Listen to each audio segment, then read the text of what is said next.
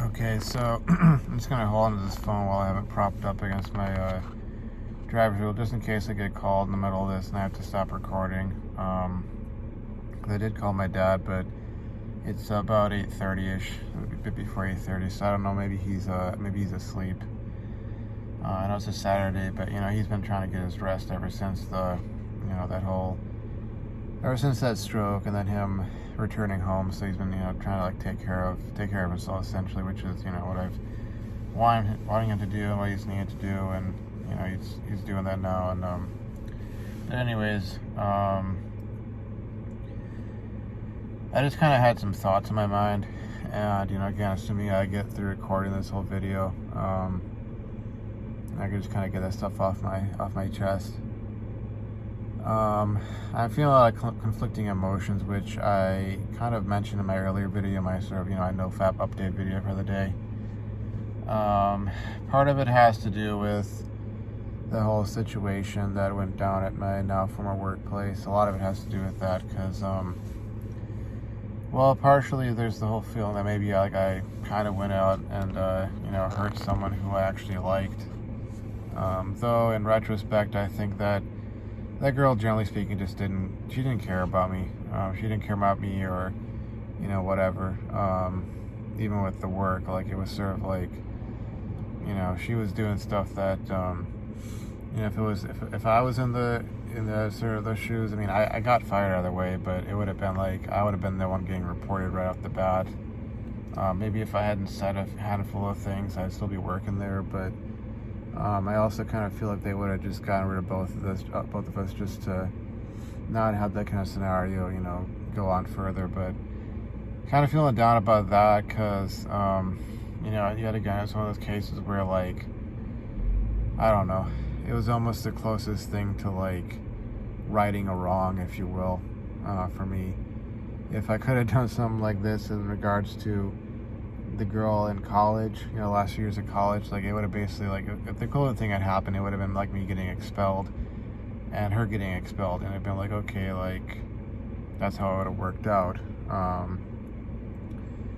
But beyond that, I'm really still concerned about my future. This kind of thoughts on my mind. And today, I was going to try and call or get in contact with my old boss.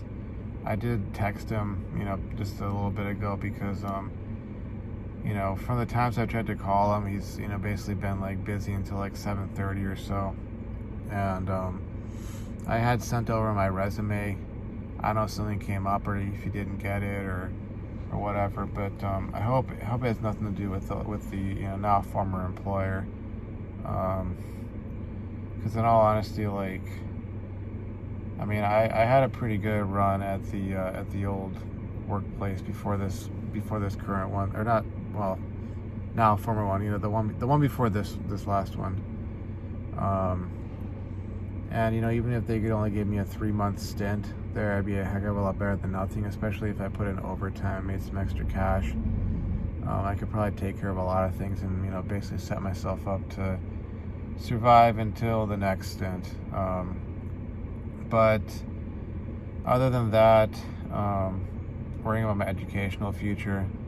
But you see, the thing is, like, if this turns into a one-off where I withdraw from this class and then after that, like, things go back and become better, become functional again, or like the last semester where I got an A-, if I can do something like that from here on out.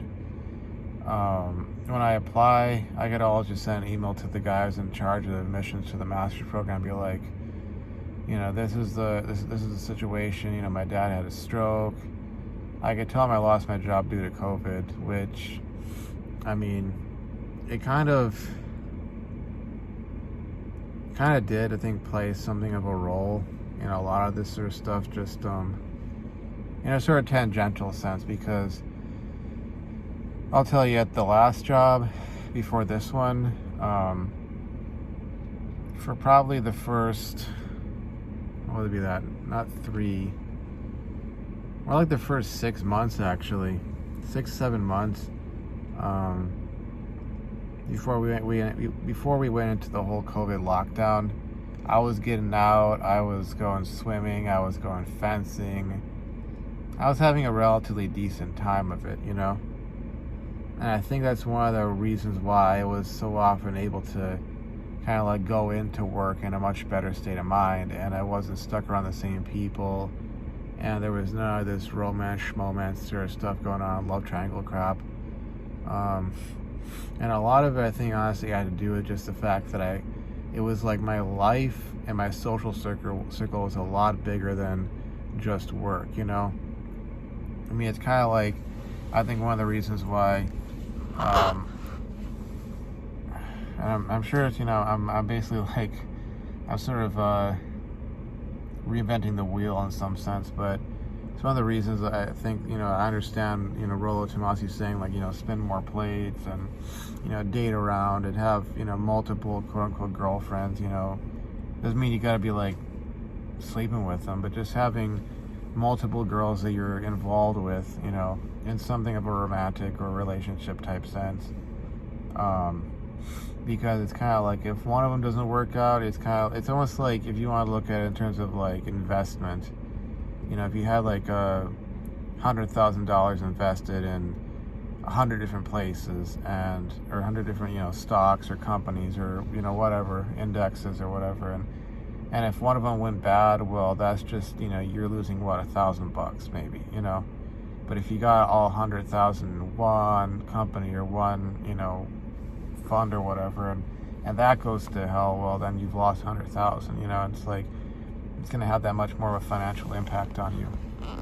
And when it comes to relationships, you know, and sorry, I'm just trying to adjust this a bit. When it comes to relationships and girls, it's kind of like, if you only got one attractive woman, you know, one girl you're attracted to, like, in your social circle, in your you know, what do you call it, like your what's the word I'm looking for, basically like in your locale or in your area of jurisdiction or whatever. And it's like, if that girl turns you down, she don't like you like that, she wants to get with the other guy, whatever the case may be, it just doesn't work out, well, then it's that much more impactful to you, because, oh, that was your one shot, you know, that was the one girl you knew or you could get with, that sort of thing. And that's how, in my mind, I would sort of rationalize or reason, like, COVID having an impact on it, because, like, honestly, like, I couldn't go out. I haven't been able to go out and do much anything. And, you know, as things start to open up a bit around here, it's like, it's difficult for me to get out of that mindset that this is all my life is, you know, that, like, if there's this one hot girl at you know, whatever place I'd be working at, and that's like the only attractive woman I'd, you know, be around, and if she decides to go for, quote unquote, the other guy, whoever he might be, you know, then it's like that much more of a, you know, punch to the gut or a kick in the groin to me than if I was out and about and I had 5 different social circles I was a part of, and let's say each of those consisted of 10 people, and let's say 3 of those 10 people were, you know, women, and, you know, let's just say, for the sake of the argument, all of them I found attractive, you know, that'd be like 30 women in these, you know, social circles. And let's say that, I don't know, because of the age range and, you know, so on and so forth, all these other factors, they were all, you know, single, they didn't have any sort of committed boyfriend or whatever, and that would be like 30 quote unquote available attractive women. And it's like, if, you know, if one of the social circles was work, and, you know, those 3 girls there, they just weren't into me like that, you know, they never gave me any IOIs or whatever the case may be, like, it wouldn't be such a hit. That would be like, what, 3 out of 30, which would be like 10%, you know, like a 10% loss. It's like, okay, 10% loss, not that big of a deal compared to a 100% loss, you know, accompanied by job loss or something of that nature. But, you know, in the future, getting back to it, like, if I've got to explain it, I'm going to, explain like that sort of thing. I already have my explanation for the other stuff from, further back with, family medical emergencies and financial troubles and that sort of deal.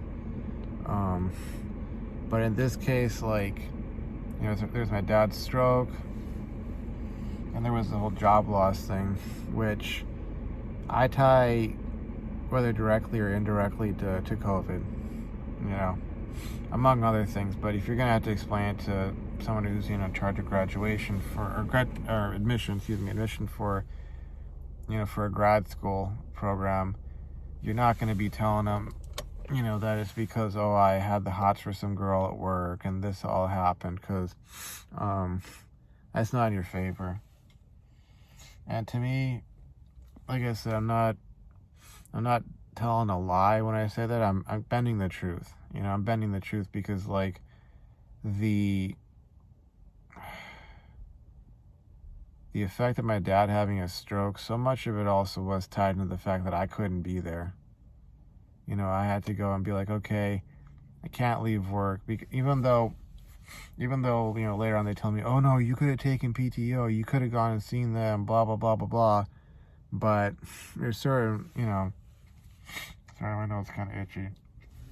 But there's certain, like, unwritten rules that folks won't tell you. They'll say, family comes first and education is important, and all those generic, expressions. But when it comes down to it, oftentimes they won't really stick with those rules. They'll get rid of the guy who's, gone too often because, his family's medical problems, or, other things like that, or his education or whatever. They'll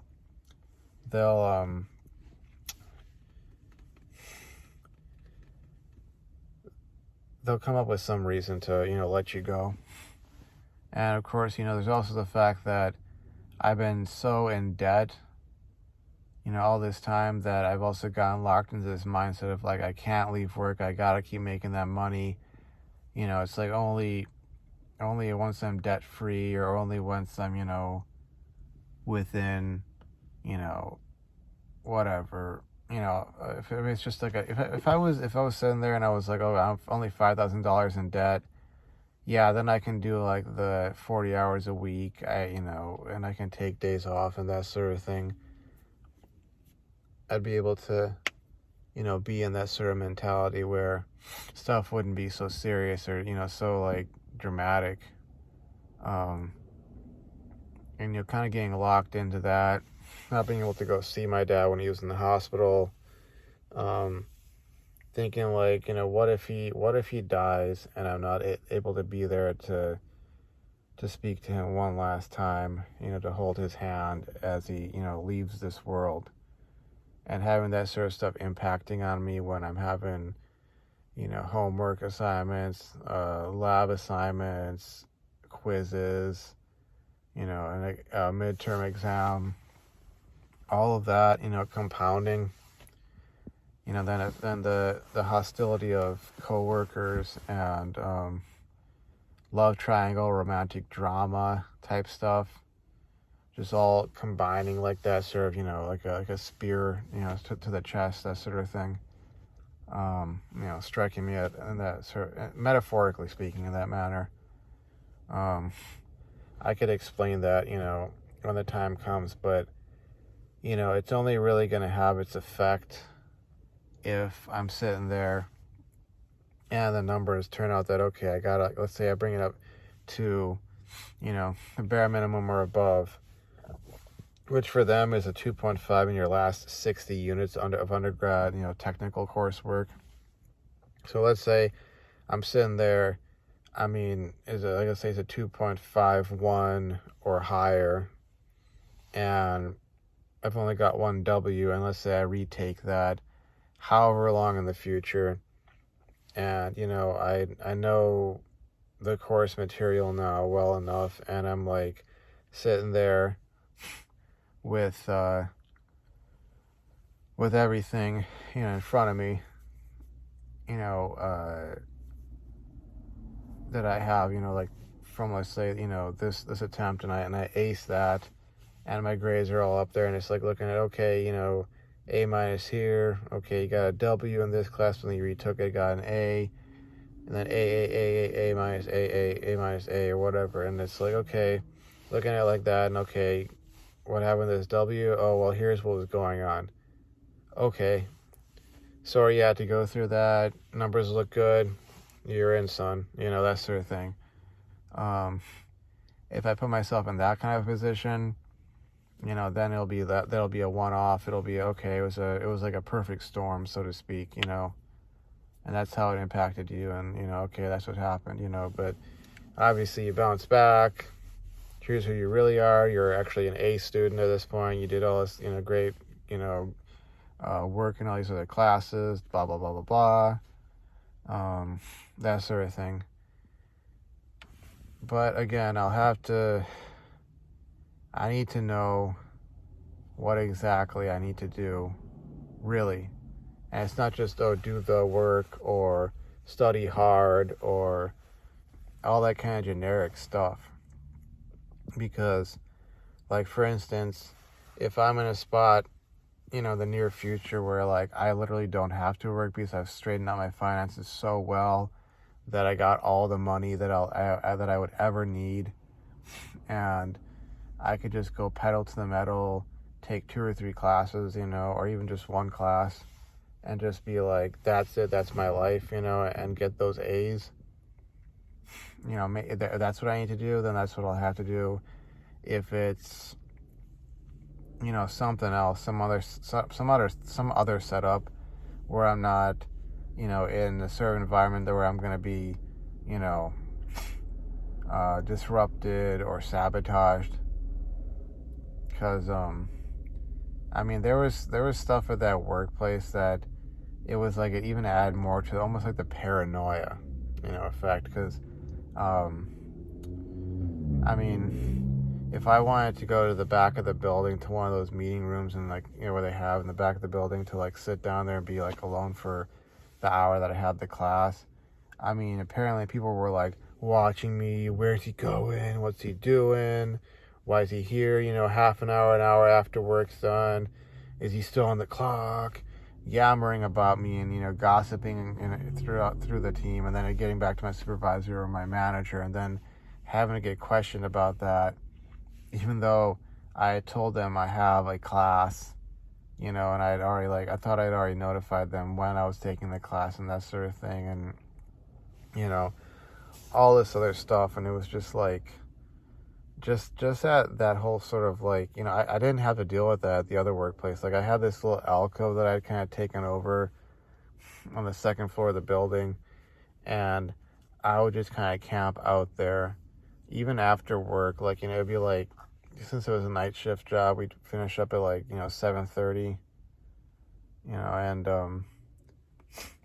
7:30 a.m. And sometimes I'd be there for, a few hours after work, and maybe part of it I might I might have taken a little bit of a nap, and I wake up again, do my homework or study or take notes or like take some like what they call it. They had quizzes, video lecture quizzes as well.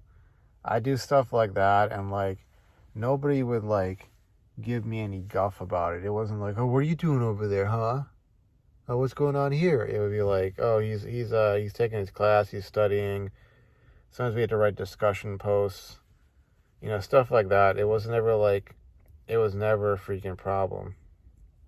And it's like being in an environment like that where it's almost like people want you to succeed, they accept you. As long as you're doing your work, nobody's gotta like have their nose in your business, which was completely different from this other place, because it was like there we would have like one-on-one meetings with the supervisor every freaking week, and then we'd have one-on-ones with the manager every freaking month, and it was like I don't I don't know what to tell you, every week. Like, okay, like, no, nothing's happened. Like, I just do my work and I go about my business, and And it's like it also turn into sort of a opportunity for people to, I got sort of a dry nose, but it would turn into an opportunity for people to essentially gossip about their coworkers and like go to the supervisor and, you know, complain. And it's just like, you know, like you don't need that. Like, unless you're really screwing up, you're showing up half an hour late, you're not filling out forms properly, you're not getting the stuff that's assigned to you to do. Like, if you're assigned, you know, 3 big tasks every day, and you're getting 2 of them done, you're getting like halfway through the third, and then you just decide, oh, I'm just gonna walk out and leave, you know, halfway through. Like, if you're doing stuff like that, yeah, we need to have a talk, that sort of thing, you know. One of those we need to have a talk sort of situations. But if you're doing your work, like, why the freaking micromanaging, you know? And the other workplace, and it's something I even made as a suggestion, you know, maybe a helpful suggestion to the, you know, because they would ask me, you know, suggestions and that sort of thing, and I kind of threw it out there that the old workplace, the first place I actually first worked, you know, after graduating, like, they had a system set up where, you know, you'd have your barcode every day, you know, individual barcode, and you'd have to scan your barcode whenever you, like, you know, did some work or so, and that would be captured by the system and then fed into this thing called Tableau, which a lot of companies do use, and it would be basically generating like KPIs or key performance indicators, you know, for each employee. And so if a supervisor or a manager wanted to like look and see, okay, who's doing the most work, who's getting the most done, you know, where are things going slow that they could go faster, where are there more what they called PIs or process incidents occurring, etc. You know, where are the problems at, where are the issues at, you know, and trying to figure out, okay, what things could we do to fix this, or, you know, correct that or whatever. They could very easily do that without having to pull you aside and go, is anything going on? You got any problems, any complaints? You got any issues with your coworkers? Like, they didn't have to go do that. It was like, okay, we literally have data here. And, you know, if a person's not getting as much work done as they usually do, or they're not meeting their goals or whatever, you know, you'd see that, and then you could go, okay, there's something going on. I don't know what's going on here, but I'd like to talk to this person, see is something going on in their personal life. Are they having issues with the coworkers? Do they need to, you know, do they need to be trained again? Are they forgetting stuff? Are they just, you know, or are they just screwing around, you know, just trying to draw a paycheck without doing any real work, sort of thing, you know? Like, you would have that ability to sort of narrow down, you know, the amount of managing that you had to do based off of having actual data. But of course, you know, this last place, they didn't want to do that. It was just like all, I don't know. It was like micromanaging, having somebody's, you know, nose up your butt like 24/7, 365 practically. And, you know, they'd give you the fake smile and the spiel about how they wanted to, you know, be helpful and help you succeed, and oh, they care about this, and blah blah blah blah blah blah. But it always came off as like, okay, they're looking for something in every single person that they're, you know, looking into to see, like, you know, can I find something with this person or that person that would let me, you know, I don't know, you know, kind of you know, to write them up, or to yell at them, or, you know, to get rid of them or so. And it was like, you know, that kind of an environment. And if you're going into that, and then you got, you know, some family medical emergency, you almost lose your father or your mother or your sister, your brother, whoever, and then you got this, you know, this class, which is, I mean, I don't mean to blow things out of proportion. This might sound hyperbolic, but relatively advanced class. applied engineering biomechanics. It basically if you took statics and properties of materials and combine them, usually that would be like called mechanics of materials. That's what this class usually be called, but this is specifically applied to biomedical applications. So even more advanced pieces, you gotta take into consideration like biological materials and their properties and how they respond to different loads and forces, and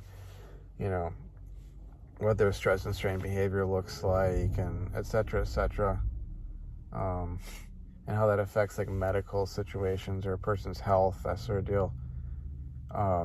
Going into that with these sorts of things, running in the background, it's really not a great scenario to be in. So I can kind of understand a bit of why maybe I haven't done so well and why I'm looking at withdrawing from this class. But again, I also have to be putting myself in the kind of spot, the kind of setup where, something like this becomes not my burping, but but something like this whole scenario I've been in, it's a one-off. It cannot become a pattern of, well, okay, so this time this is what happened. Well, what about the second time? Well, the second time, blah, blah, blah. Well, what about the third, fourth, fifth? It can't be like that. It has to be one of those, oh, you had a little hiccup after you graduated and this occurred, but the next 6 or 7 classes you took, oh, you got all A's in them. So, we're going to forget about this W, or this, whatever. Obviously, that was that time. That was that one situation. But here's your overall track record after you graduated. Here's the kind of student you are right now, kind of person you are right now. We're gonna not overlook. We're gonna accept, and we're not gonna count that W as being indicative of your character or your abilities as a student. That sort of thing. So, anyways, guess I might not be talking to my dad tonight. Maybe tomorrow. We'll see. I am hoping he's doing well. But yeah, I don't know where I'm going with all this, but I'll have to figure it out sooner rather than later. So, anyways, I'll see you folks around. Thanks for watching and thanks for the support. It's kind of a lot of like self-therapy here, me going out about my day, my life. So, anywho, like I said, I'll see you folks around. Thanks for watching. Bye-bye.